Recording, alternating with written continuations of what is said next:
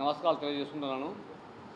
ఈరోజు నేను పత్రికా సమావేశం ఏర్పాటు చేయడానికి ప్రధాన కారణం ఏమంటే, అధికారం ముసుగులో శ్రీరామ్ అధికార మదంతో తన సైకోయిజాన్ని పులిందల ప్రజలపై చూపిస్తున్నారు.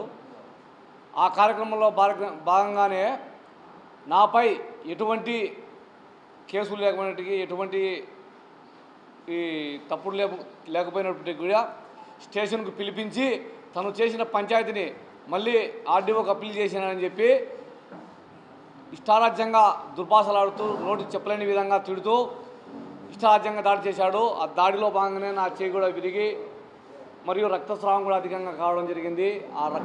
ఆ రక్తపు చొక్కాను కూడా బలవంతంగా మార్పించి జడ్జి హాస్పిటల్కు మరియు జడ్జి గారి మీ దగ్గర హాజరుపరచడం జరిగింది. అయితే వాళ్ళు ఇచ్చిన ఏదైతే ఈ పోలీస్ ప్రొసీడింగ్స్ ఉంటాయో దాంట్లో ఈ తప్పులను గమనించిన జడ్జి గారు కూడా ఈ సిఐ శ్రీరామ్కి సోకాజ్ నోటీసులు ఇవ్వడం జరిగింది. ఏమంటే ఈ బుద్ధు నేను చెప్తున్నాను, సిఐ శ్రీరామ్, నేను నీకు ఇప్పుడే సవాల్ ఒకటి చేస్తున్నాను. నేను 4వ తేదీ సాయంత్రం పోలీస్ స్టేషన్కి నీ ముందర హాజరైతే నువ్వు 5వ తేదీ నన్ను నిర్బంధంలోకి తీసుకున్నావని చెప్పి తప్పుడు కేసు నమోదు చేసి మీడియాను మరియు గౌరవ న్యాయస్థానాన్ని కూడా మోసం చేసినావు. నీకు అసలు సిగ్గుంది అని చెప్తున్నాను. నువ్వు పోలీస్ డిపార్ట్మెంట్లో సిఐకే కాదు, కనీసం హోంగార్డుగా కూడా నీకు పనికిరావు. నేను ఈ పత్రికాముఖంగా తెలియజేశానంటే, ఇతడు డ్యూటీలో జాయిన్ అయిన నుంచి ఇప్పటికీ చేసిన అరాచకాలపై కూడా విచారణ జరపాలి. మొత్తము ఇతను 2 ఎకరాలతో డ్యూటీలో జాయిన్ అయ్యి ఈ బుద్ధుడికి కోట్లాది రూపాయల ఆస్తులు కలిగి ఉండని ప్రజలు చెప్పుకుంటున్నారు. ఈ ఆస్తులు ఎట్టొచ్చినాయో ప్రతి ఒక్క విషయాన్ని, ఇతను చేసిన అన్యాయాలను, హైదరాబాద్లో ఒక గంజాయి స్మగ్లింగ్ కేసులో కూడా ఇతని ఇన్వాల్వ్మెంట్ ఉందని మనకు పేపర్కి వచ్చింది అప్పట్లో. ఈరోజు లీగల్ నోటీసులు కూడా ఈ ఆదోనిలో ఒక ఎస్సీ అభ్యర్థిపై, ఒక ఎస్సీ వ్యక్తిపై దాడి చేసేందుకు సోకాజ్ నోటీసులు ఇస్తూ ఆదోని కోర్టు వారు కూడా ఎస్సీ కమిషన్ వారు ఇవ్వడం జరిగింది. ఇది ఎంతటి అన్యాయం అంటే, ఎంతటి అరాచకాలను చేస్తున్నాడంటే, దారుణంగా ఇతని అన్యాయాలు అరాచకాలు ఉన్నాయి. మేము ఒకటి తెలియజేస్తున్నాం జిల్లా ఎస్పీ గారికి, అయ్యా గౌరవనీయులన్న ఎస్పీ గారు, వాస్తవంగా ఈరోజు నేను ఇక్కడ ప్రాణాలతో ఉన్నానంటే అది మీ దయనే. ఎందుకంటే మా భార్య మీకు ఫోన్ చేసి విషయం చెప్పగానే మీరు దీన్ని సీరియస్గా తీసుకొని ఎస్ఐ గారిని మరియు ఏఎస్ఐ గారిని ధైర్యం చెప్పి మా ఇంటికి పంపించారు. దానికి సంతోషం మరియు కృతజ్ఞతలు తెలియజేస్తున్నాను. అంతేకాకుండా మీరు కేవలం అంటే ఈ చర్యలతోనే సరిపెట్టుకోకుండా మేము ఇచ్చిన ఆల్రెడీ నిన్న ఎస్పీ గారికి స్పందనలో కార్యక్రమంలో ఆయనకు ఎస్పీ గారికి మనం ఫిర్యాదు చేయడం జరిగింది. మేము ఇచ్చిన ఫిర్యాదుపై పూర్తి సమగ్ర విచారణ జరిపి ఆయన పైన చర్యలు తీసుకోవాలని కోరుకుంటున్నాను. అంతేకాకుండా అతడు ఏదైతే తప్పుడు కేసు నమోదు చేశాడో, నేను 4వ తేదీ స్వయంగా హాజరైతే ఆ హాజరుగా దాన్ని తప్పు పక్కన పెట్టి 5వ తేదీ అరెస్ట్ చేశానని చెప్పి అక్రమంగా కేసు పెట్టి నిర్బంధించి ఆర్టికల్ 22 అప్ టు కింద 24 గంటల లోపల నన్ను కోర్టులో హాజరుపరచాలి, దాన్ని ఉల్లంఘించాడు. అంటే ఆర్టికల్ 14 కింద సమానత్వాన్ని చూపించాలి, అంటే చట్టం ముందు అందరూ సమానమైనదని ఉండాలి, దాన్ని ఉల్లంఘించాడు. ఆర్టికల్ 21ని ఉల్లంఘించాడు. ఈ విధంగా రాజ్యాంగాన్ని తన ఇష్టం వచ్చినట్టు తుంగలేకు దొక్కి ఆయన స్టేషన్ను తన ఇష్టారాజ్యంగా, తన అరాచకాలకు, తన రౌడీజం చూపినికి ఒక నివాసంగా దాన్ని మార్చుకున్నాడు. కావున జడ్జి గారు ఏదైతే సోకాజ్ నోటీస్ ఇచ్చారో దాన్ని కూడా మీరు పరిగణలోకి తీసుకోవాలా. ఈ విధంగా అతను చేసిన గతంలో కానీ ఇప్పుడు వచ్చిన ఆరోపణలపైన సమగ్ర విచారణ జరపాలని ఎస్పీ గారిని కోరుకుంటున్నాను. పత్రికాముఖంగా నేను సిఐ శ్రీరామ్కు ఒకటే సవాల్ చేస్తున్నా. సిఐ శ్రీరామ్, నేను ఒక అబ్బాకు ఒక అమ్మకు సక్కంగా పుట్టినా. నువ్వు కనుక అట్టే సక్కంగా పుట్టింటే కనుక నీ స్టేషన్లో వీడియో ఫుటేజ్ చెప్పినావు కదా, నువ్వు 5వ తేదీ నన్ను వెంబడించి అరెస్ట్ చేసినామని చెప్పినావు కదా, మినిమం ఫోర్స్ ఉపయోగించి నీకు దమ్ముంటే ఒక అబ్బకు ఒక అమ్మకు కనుక ఖచ్చితంగా పుట్టింటే, సక్రమంగా పుట్టింటే నువ్వు స్టేషన్లో వీడియోలు నువ్వు నాకు పత్రికాముఖంగానే ఇద్దరు చర్చకు కూర్చున్నాము. ఎవరిది మెట్టయితే ఒకవేళ నువ్వు చేసింది కరెక్ట్ అనుకో, అప్పుడే ఎటువంటి న్యాయ విచారణ లేకుండా నేను కోర్టుకు లొంగిపోయి ఏదైతే చట్ట ప్రకారము కేసు శిక్ష పడుతుందో దానికి అంగీకరిస్తాను. నువ్వు తప్పు చేస్తే మరి నువ్వేం చేస్తావు? దానికి నువ్వు ఈ సవాల్కు సిద్ధమా? ఈ సవాల్ను నువ్వు స్వీకరిస్తావా? ఇదే సవాల్ మాది.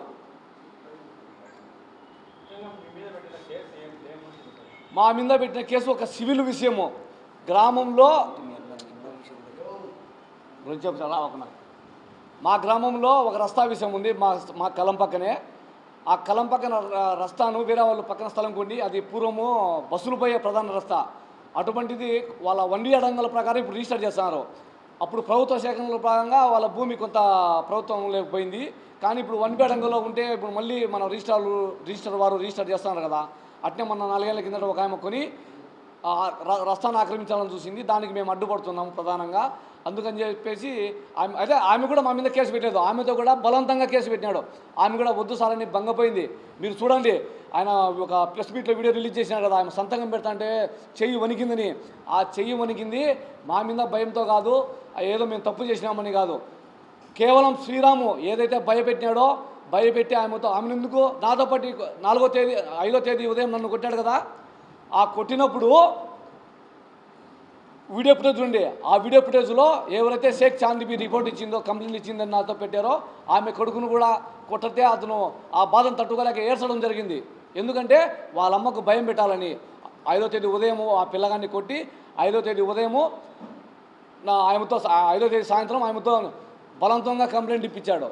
ఇది కావాలంటే సవాలుకు స్వీకరించమండి. విచారణకు అతనిలో నిజాయితీ ఉంటే కనుక వీడియో ఫుటేజ్లన్నీ పత్రికాముఖంగా రిలీజ్ చేయమని చెప్పండి.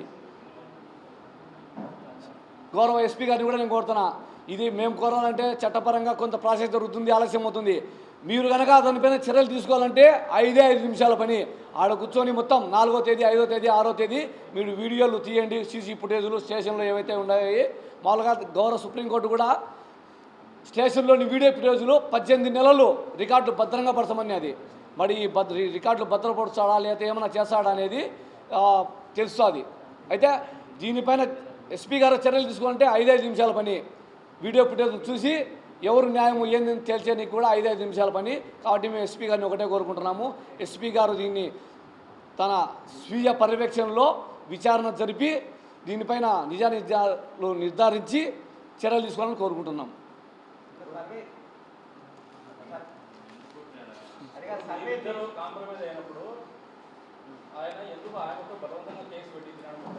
దీనిపైన వివిధ రకాలుగా మాకు కొంతమంది సమాచారం ఇచ్చారు. పులివెందుల్లో కొన్ని కబ్జాలు జరుగుతున్నాయి. ఇప్పుడు సుమారు 20 కోట్ల ల్యాండ్కి నేను అంటే ఎవరైతే బాధితుడు ఉన్నాడో కబ్జా చేస్తా అంటే ఆ బాధితునికి సహాయంగా నేను ఉండా. ఆ సహాయం అతని నుంచి పక్క పోవాలని. వాస్తవానికి ఎస్పీ గారు కనుక నన్ను విడిపించుకుంటే ఏం జరిగిందో నాకు తెలియదు. అందరూ చెప్పారు, ఈ బుద్ధు కనుక నువ్వు ఉంటే నువ్వు సంపిన ఎన్కౌంటర్లను చేసినని చెప్పారు. 20 కోట్ల ల్యాండ్కి నాతో ఏం చెప్పాడు, నువ్వు ఇప్పుడు దీన్ని కేసు ఫైల్ చేయండి, మళ్ళీ రీసెంట్గా ఓపెన్ చేయండి, మళ్ళీ నేను చేస్తా అని చెప్పాడు. ఇతను ఏం చేస్తాడంటే తన దగ్గరికి కేసులు వచ్చేట్టుగా చేసుకొని అవతలి వాళ్ళతో డీల్ మాట్లాడుకొని తర్వాత వచ్చిన వాళ్ళని మళ్ళీ బాధ్యులను చేస్తున్నాడు. ఏదైతే ఆ నేరాలు ఉన్నాయో వాళ్ళకి. అటువంటి 20 కోట్ల రూపాయల స్థలం డీల్ విషయంలోనే ఇది చేశాడని కొందరు చెప్పినారు. అయితే నాకు పూర్తి సమాచారం తెలియదు, కొందరు చెప్పినారు. లేకపోతే ఒక రస్తా విషయంలో ఆల్రెడీ నేను ఆర్డీఓ గారికి అప్పీల్ చేసుకున్నాను. మీరు ఆల్రెడీ పంచాయతీ చేసిపోతే మాకు ఇష్టం లేదు, న్యాయం జరగలేదని చెప్పి ఆర్డీఓ గారికి కూడా నేను అప్పీల్ చేయడం జరిగింది. సార్ మీరన్నా వచ్చి దయచేసి రస్తాను మీరు హద్దు చూపించండి. ఈ విషయంలో ఆయన అంత అగ్రెసివ్గా పోవాల్సిన అవసరం లేదు. నేనేమన్నా వాళ్ళ ఒకవేళ చాందిబేని కొట్టినా అని చెప్పినారు, కొట్టినా అని చెప్తే పులివెందుల్లో ఏ ఒక్కరిని మీనావునికి నేను దానికి సిద్ధంగా స్వీకరించున్నాను. ఆమె చెప్పండి, నేను నమ్మిన శ్రీరామునిపై ప్రమాణం చేస్తా, ఆమె నమ్ముతుంది కదా. ఎవరు షేక్ చాందిబీ గుగుడు బాబా మీద ముక్కుతారు. గుగుడు బాబా మీద ప్రమాణం చేయమండి, నేను నా రాముని పైన ప్రమాణం చేస్తా, నేను కేసు పెట్టానేమో. ఇది కేవలం ఈ కేసు తప్పుడు కేసు, బలవంతంగా సిఐ శ్రీరామ్ పెట్టించిన కేసే. నేను పదే గంటాపదంగా చెప్తా, ఏడ ప్రమాణం ఏమైనా చేస్తా. మరి సిఐ శ్రీరామ్ దీనికి సిద్ధమా? ఒకటే దీనికి ప్రమాణాలు ఇంకోటి ఏం అవసరం లే. 5 నిమిషాలే పలే కదా, వాళ్ళ స్టేషన్లో సీసీ ఫుటేజీలే కదా. సీసీ ఫుటేజీలు బయటికి తీయమండి. నేను ఎప్పుడు హాజరైనా 4వ తేదీ సాయంత్రం 7 గంటలకు సుమారుగా హాజరైతే 4వ తేదీ నుంచి 6వ తేదీ వరకు నన్ను రిమాండ్లో పెట్టుకున్నావు. దేనికి పెట్టుకున్నావు? ఏదో నీ డిమాండ్లు చేసుకొని నీ కలెక్షన్లు చేసుకోనికి ఏం అది బెదిరిస్తాడు. ఒరే నువ్వు యాడికి పోయినా ఏంది కాదు, నువ్వు ఎస్పీకి చెప్పు, డిఐజీకి చెప్పు, డీజీకి చెప్పు, నన్ను కాదని ఎవరేం చేస్తారా నీకని బెదిరించినాడు. ఈ పొద్దు నేను ఈ ప్రెస్ మీట్ మా భార్య ప్రెస్ మీట్ పెట్టిన తర్వాత నన్ను బెదిరించాడు పిలిచి, రే నువ్వేమన్నా మళ్ళీ పైకి పోయి కంప్లైంట్ పెడతావేమో, ప్రైవేట్ కేసులన్నీ పెడతావేమో అని చెప్పి మా ఆయన మీద కేసు పెట్టాడు. మా ఆయన అప్పటికి ఏదైతే ఈ సంఘటనలు జరుగుతున్నాయో ఆ సంఘటనలు జరిగినప్పటికీ కాలుకు ఈ లెగ్మెంట్ దెబ్బతిని హైదరాబాద్లో ఆపరేషన్లో ఉన్నారు. ఇవన్నీ జరిగిన తర్వాత మా ఆయన వచ్చినాడు. మా ఆయన నువ్వు కేసులో పెట్టినాడు. మా నాయన 70 ఏళ్ళ వృద్ధుడు. 70 ఏళ్ళ వృద్ధుడి మీద నువ్వు కేసు పెట్టినావు. దేనికంటే కనుక ఇది సాగు చూపించాడు. నువ్వు బయటకు పోకోకుండా, ప్రైవేట్ కేసు పెట్టుకోకుండా. కానీ నువ్వు ఏదైతే అన్యాయం చేసినావో దాన్ని నేనైతే విడిచిపెట్టను. అక్రమంగా అన్యాయంగా కొట్టినావు, ఒక మానవత్వాన్ని మరిచి క్రూరంగా నేనైతే నేను విడిచిపెట్టనని చెప్పిన. అందుకు చెప్పినందుకు గాను అతను మళ్ళీ కేసు పెట్టినాడు. మా ఆయనను కూడా పెట్టాడు. ఇది మా ఆయన నేను రికార్డులన్నీ సబ్మిట్ చేస్తాను కోర్టుకి. ఏదైతే వాళ్ళు చెప్పిన ఆ రేట్లో హాస్పిటల్లో ఉన్నాడు మా ఆయన, ఆపరేషన్ థియేటర్లో. ఎట్లా చేశాడు? కేవలం నన్ను బెదిరించి కేసు ముందుకు పోకుండా చేయాలని మాత్రమే మా నాయనను కేసులో పెట్టడం జరిగింది. దీనిపైన అయితే మాకు సహాయం చేసిన వాళ్ళల్లో ఎస్పీ గారితో పాటు మీడియా మిత్రులు కూడా ఎంతోమంది సహాయం చేశారు. దీని మీద వారందరికీ నా కృతజ్ఞతలు తెలియజేసుకుంటున్నాను.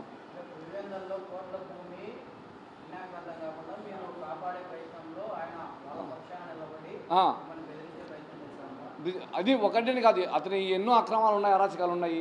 ఇది కూడా ఒక భాగం. వేరే వాళ్ళు చెప్పినది, గోవర్ధన్ నీ రస్తా కోసం నేను కొట్టినారు ఉంటుంది పొరపాటు, నువ్వు ఇప్పటికైనా మారు, ఎందుకు పోతావు అందరికీ సపోర్టుగా, నీకే దిక్కు లేదంటే నాకు దిక్కు దేవుడే దిక్కున్నాడు, న్యాయమే నాకు దిక్కు ఉందని నేను చెప్పినాను. ఈ బుద్ధు ఏదైతే కబ్జా అని చెప్పానో ఆ కబ్జా విషయమై డిఎస్పీ గారి దగ్గర కేసు నడుస్తూ ఉంది, స్పందన పెడితే. ఇప్పుడు దీని మీద ఆ కేసు మీద డిఎస్పీ గారు మాకు న్యాయం చేస్తారని నేను ఆశిస్తున్నాను.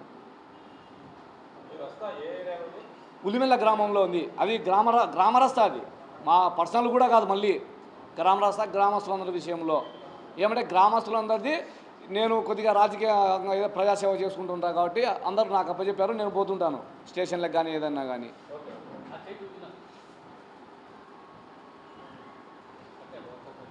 తాను రిపోర్ట్లు కూడా తారుమారు చేయడానికి ప్రయత్నం చేసినాడు. మళ్ళీ ఎవరైనా కొనికి పోలీస్ స్టేషన్ నుండి హాస్పిటల్కు, ఎవరైనా కోర్టుకు హాజరుపరిచినప్పుడు హాస్పిటల్కు ఒక్కపారే తీసుకుపోతారు. కానీ ఈ శ్రీరామ్, ఈ తప్పుడు విధవ నన్ను 2 సార్లు హాస్పిటల్కి తీసుకోవడం జరిగింది. ఎందుకు? రిపోర్ట్లు కూడా తారుమారు చేయాలని. ఇట్లా ఒకటి కాదు, అతన్ని ఒక్క గడకుండా ప్రతిదీ తప్పుగా ఉన్నాయి. జడ్జి గారు షోకాజ్ నోటీసులు ఇచ్చారు కదా, మరి దానికి ఆయన ఏం సమాధానం చెప్పుకుంటా చూద్దాం. అందరికి ధన్యవాదాలు. ఇంకొక ఆమె రావాల్సింది, ఆమె రాలేదు పాపం. ఆమెను 2 నెలలు తిప్పి నీకు న్యాయం చేస్తానని లాస్ట్కు వాళ్ళ తమ్ముడు, అంటే ఎవరైతే బాధ్యుడు ఉన్నాడో వాంతో పంచాయతీ చేసుకొని నువ్వు వాని జోలికి వచ్చి చంపేస్తా అని చెప్పినాడు. నేను ఆమె నాకు స్పందనలో కల్పించింది.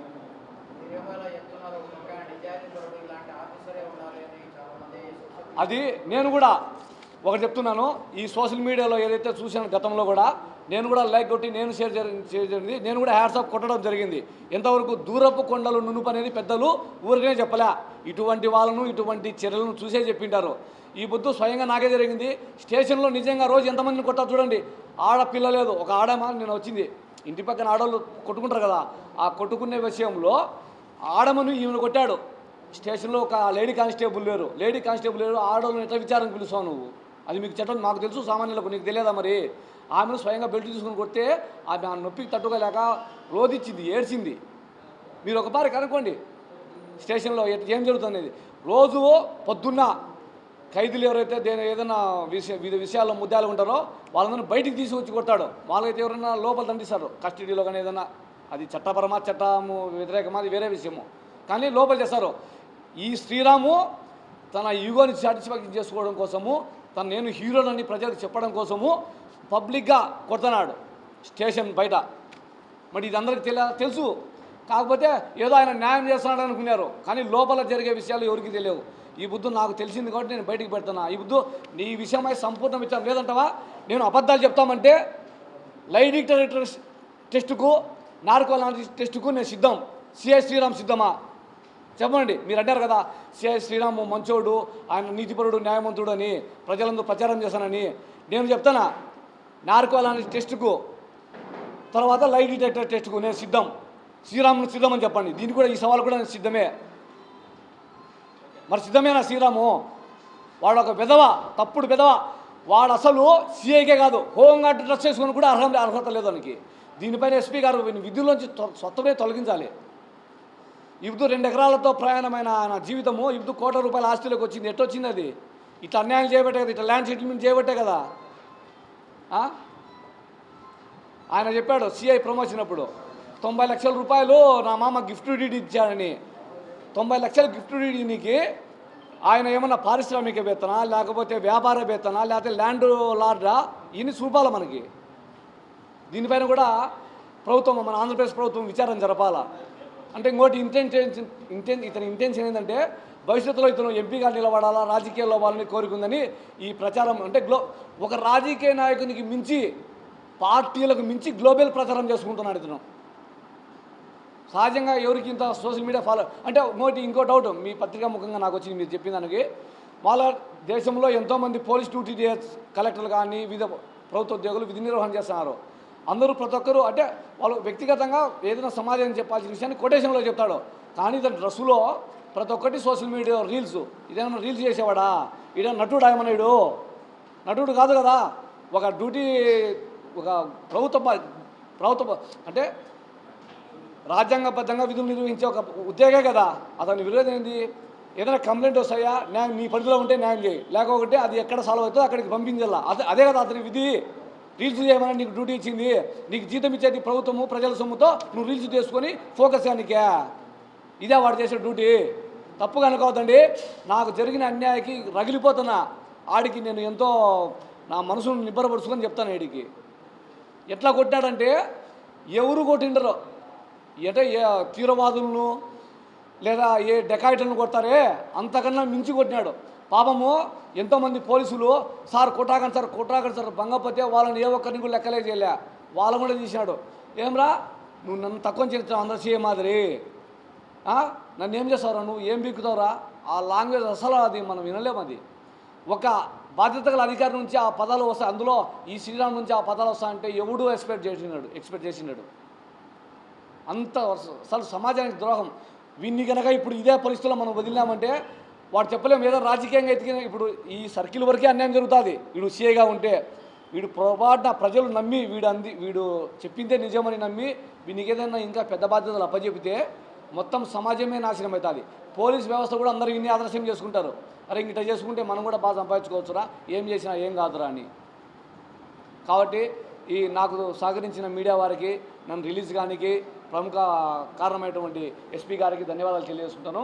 అయితే ఆయన నన్ను రిలీజ్ చేసి ఏదో చేతులు తుడుపుకునే కట్టి తుడుపు చర్యలు కాదు, ఇతనిపై సత్వరమే విచారణ జరిపి విధుల నుంచి తొలగించి, ఎందుకంటే అతను విధులలో ఉంటే కనుక ఈ యొక్క సాక్ష్యాలను ప్రభావితం చేసి ఇబ్బంది పెడతాడు. కాబట్టి ఫస్ట్ అతని విధుల నుంచి తొలగించండి. తక్షణమే మీరు విచారణకు స్వయంగా ఎస్పీ గారే విచారణకు దిగి చేస్తే 10 నిమిషాల్లో అయిపోతుంది. మొత్తం 5 నిమిషాల్లో విచారణ అయిపోతుంది. 5 నిమిషాల్లో రిపోర్ట్ ఇవ్వడం జరుగుతుంది. ఎంతసేపు వీడియో ఫుటేజ్ ఎంతసేపు చూస్తారన్నా? 5 నిమిషాలు వీడియో ఫుటేజ్ చూస్తారు. ఏం జరిగింది చూస్తుంది. 4వ తేదీ పోయినప్పుడు ఇంకోటి 5వ తేదీ నేను వెంటబడి దొరికినామన్నారు. 5వ తేదీ నేను కింద పడితే నాకు రక్తగాలితే ఆ పంచకు నేను పూసుకున్నానంట. 4వ తేదీ మీ స్టేషన్కి వచ్చినా కదా, నేను మరి కింద పడితే మీ స్టేషన్లో కాండాలి కదా రక్తగాయాలు కానీ ఏదైనా కానీ నా పంచకు సొక్కాల రక్తం అని. 4వ తేదీ 5వ తేదీ చూడండి. 5వ తేదీ 10 గంటల తర్వాత ఎప్పుడైతే కోటింగ్ స్టార్ట్ చేశాడో అప్పుడు ఈ రక్తగాయాలు అన్నీ అయినాయి.